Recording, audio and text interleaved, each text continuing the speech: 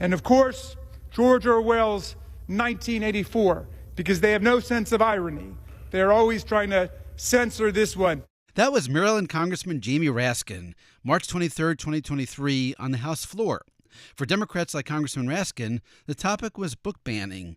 For Republicans, the topic was the Parental Bill of Rights. For this episode of C-SPAN's podcast, The Weekly, the topic is George Orwell. Because this is the second part of our two-part Congress Year Enders, Congress in 2023. In part one, for Christmas, we heard from members of Congress talking about Jesus. Now, in part two, it's the year in George Orwell. My name is Nate, and I'm part of the team at C-SPAN that brings you live coverage of Congress and the day's top political events unfiltered. As a nonprofit organization that receives no government funding, we're asking for your help to support C-SPAN's daily operations. Please visit cspan.org/donate to learn more and consider making a one-time or recurring tax-deductible donation. That's cspan.org/donate. First off, who is George Orwell? For a quick background, let's hear from Christopher Hitchens. He wrote a book about Orwell called Why Orwell Matters. Christopher Hitchens appeared on C-SPAN's Book Notes October 17th, 1993. Who's your favorite radical journalist in history? In history, I suppose I'd have to say George Orwell. I know it's cliched because everyone now pretends to admire him, but there was a long time when he wasn't well known and certainly not well liked.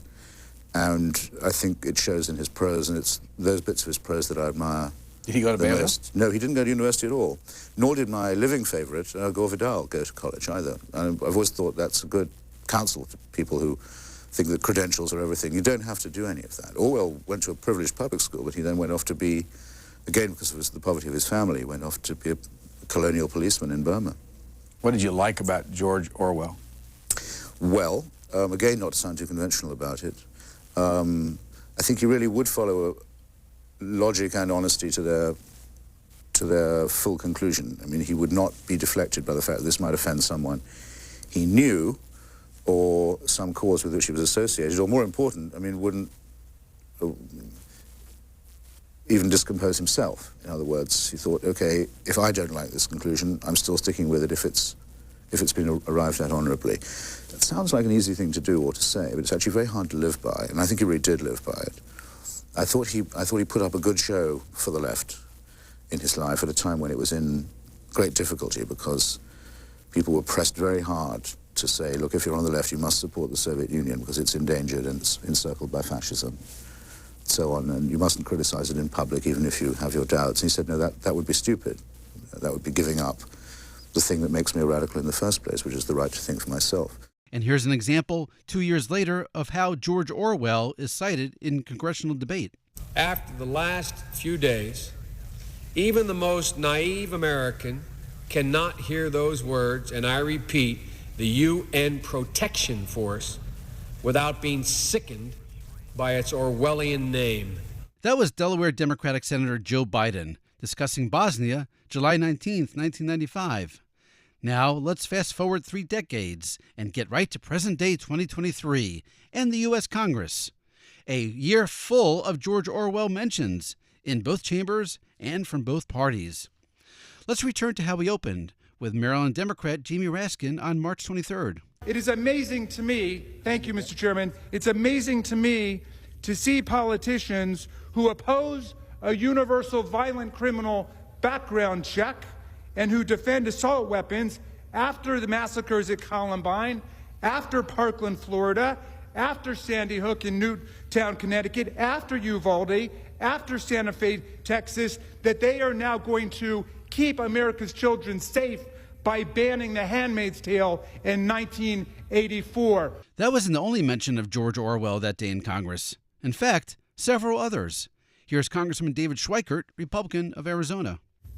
So I'm going to go over some of this again because I have a new punchline. I did this a week or so ago, got all sorts of crap about it, except I have reconfirmation that my math was good.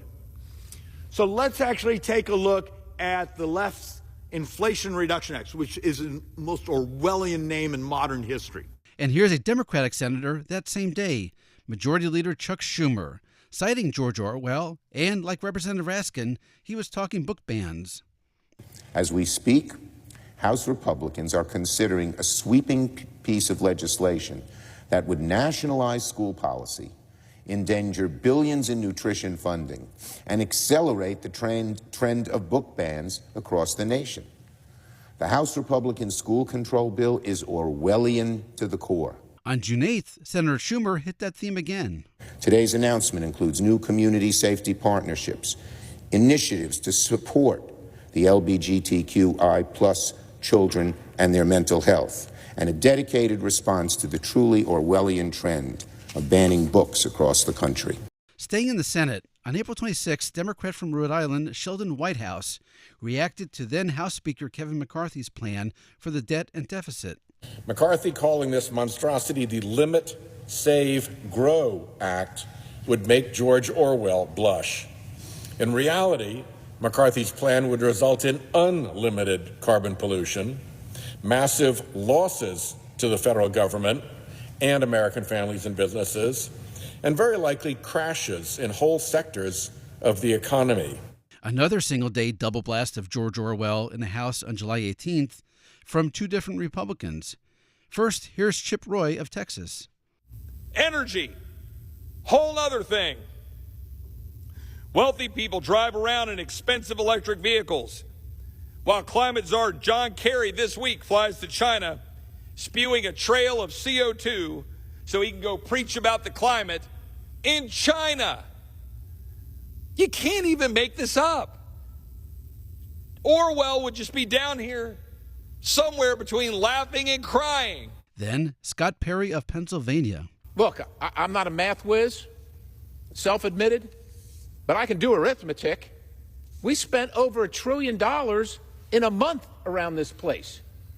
And so you're saying saving $12 billion to spend $1 trillion, let alone $4 trillion, is a good deal? Only in Washington. Only in Washington. I mean, literally, Orwell, he thought he was writing fiction. He thought he was writing fiction. But it's coming to fruition, and we're living in it. 2 days later, July 20th, a House hearing on censorship and free speech.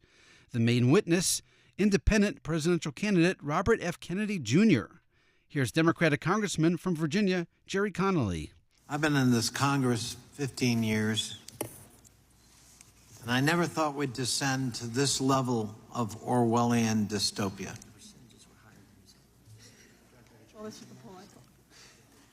Suddenly, the tools of the trade are not to get at the truth, but to distract, distort, deflect, and dissemble.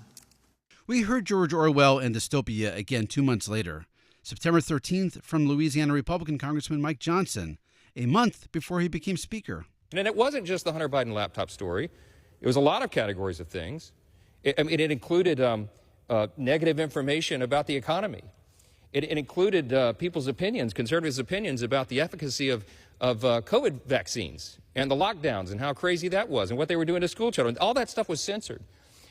They even took down jokes about the president. If you posted parody about President Biden, or even as a candidate or when he was elected, it was pulled off the internet. It's unbelievable, it's staggering. The judge says in the judge's words in the court that this is arguably the largest and the greatest attack on free speech in U.S. history. He called it Orwellian. He said it was dystopian. By the way, don't think we're done with March 23rd. We heard earlier 3 mentions of Orwell that one day in Congress. Believe it or not, there were more. What a banner day for George Orwell. 2 mentions of Orwell from both parties in one House hearing on, that's right, March 23rd. The topic, detaining Uyghurs in forced labor camps in China. First, here's a Republican from South Dakota, Dusty Johnson. Secondly, Mr. Chairman, I would ask for unanimous consent to show a short video from The Economist, which displays the terrifyingly Orwellian surveillance state that the CCP has assembled to control the Uyghur people. And second, here's Democrat from New York, Richie Torres. China spends more on domestic security than it spends on its own military. At the beginning of Xi Jinping's rule from 2012 to 2017, China's domestic security budget doubled. But in the Xinjiang province, the security budget tripled. Xinjiang has emerged as the most Orwellian police state on earth, with cameras and checkpoints tracking every person, and monitoring every behavior that triggers even the slightest semblance of suspicion. On September 28th, the House debated State Department and foreign aid spending. Representative Michael Cloud, Republican of Texas, said this. You know, when George Orwell wrote the book 1984, most people took it as a cautionary tale. Some of our friends on the left took it as an instruction manual. And literally, we've seen this administration try to stand up a ministry of truth. We've seen accurate information about where a lab leak might have come from, labeled as disinformation. We've seen medical experts with life-saving information be labeled as spreaders of misinformation, having their careers ruined and tragically costing the lives of thousands, if not millions of people. In response, the Democrat, Delegate Stacey Plaskett from the Virgin Islands, mentioned Orwell too. And as for Orwellian cries by my colleagues on the right, that's absolutely ludicrous that you would be concerned with that. You're only concerned with free speech now because it's impeding conspiracy theories that you want to put forward. And on November 2nd, Georgia Republican Congresswoman Marjorie Taylor Greene quoted from George Orwell's legendary book, 1984. My amendment prohibits funds from being used to remove any monument on land under the jurisdiction of the Department of Interior. For too long, communist Democrats have been hell-bent on erasing our culture, way of life, and our history, whether we agree with it or not. As George Orwell wrote in 1984, they want a future in which every record has been destroyed or falsified.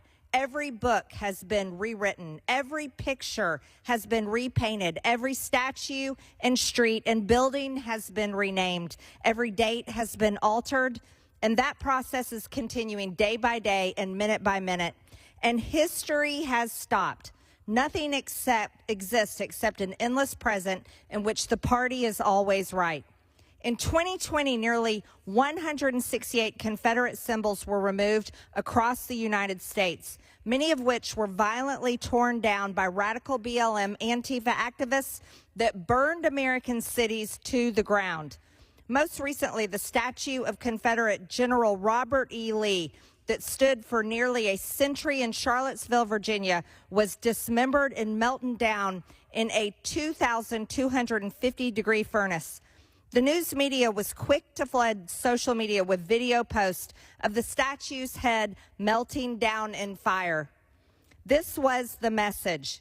The communists in our country have made it clear that they will not stop with Robert E. Lee and will continue to do this until George Washington's statue is burning in fire. And now, a bonus clip. All these mentions in Congress in 2023 of George Orwell in 1984.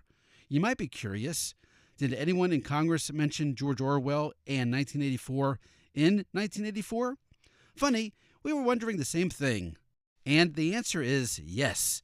In fact, it happened on a historic day. Pennsylvania Congressman Bob Walker, May 10th, 1984. Serious Congress junkies will recognize that date, a milestone in the history of television coverage of Congress. Representative Walker, a Republican, was speaking on the House floor when Democratic Speaker Tip O'Neill ordered the cameras to pan the chamber. The purpose, to show that no one was present for Congressman Walker's special order speech. Are such cases of wrongdoing important to the survival of democracy? Republican leader in the House, Robert Michel of Illinois, thought so on June 29, 1983, when he argued in favor of a full investigation of the altered transcript of the EPA hearing. Michel pleaded with the House to act. He said, and I quote, "What is at issue here is the integrity of the House. This House lives and breathes through its records. The history of our republic is written in good part on what is said, what is done here, and how it is recorded. Our records are the heart of our legislative process. Our records are the foundation on which courts and the executive branch administer and interpret our laws. In George Orwell's 1984, the record of the past was systematically distorted to suit the wishes of Big Brother. Inconvenient facts were sent down the memory hole." That's it for this episode of C-SPAN's The Weekly, and that's it for The Weekly this year. We'll be back next year with new podcasts from the legendary glass-enclosed nerve center of C-SPAN Radio, located in beautiful downtown Capitol Hill, and still coming to you every week from right here in the heart of C-SPAN's historic podcast district. We'll have more fresh episodes and more gems from the C-SPAN video library. For now, we'll just borrow from the famous Apple computer ad that borrowed from George Orwell and ran during the 1984 Super Bowl. On January 4th, C-SPAN Radio will introduce more of the weekly podcasts, and you'll see why 2024 won't be like 1984. Thanks for listening, happy searching, and on behalf of Kate Mills and Shannon Rice and everyone who brings you C-SPAN Radio, Happy New Year.